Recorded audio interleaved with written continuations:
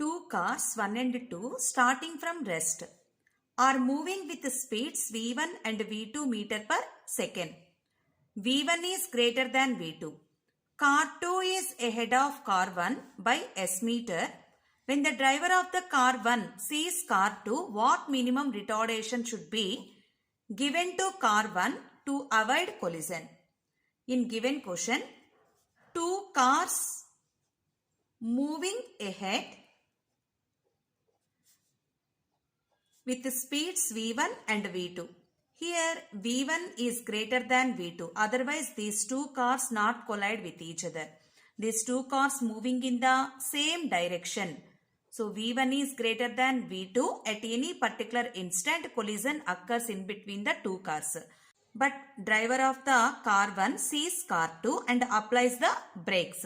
So here we have to find out the minimum retardation given to car 1 to avoid the collision.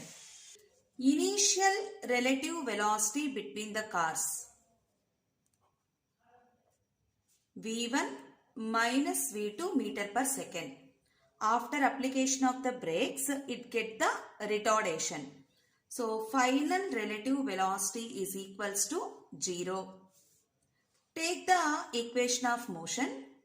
V square minus U square is equals to 2AS. So final relative velocity is 0 minus initial relative velocity is V1 minus V2 whole square and retardation minus A.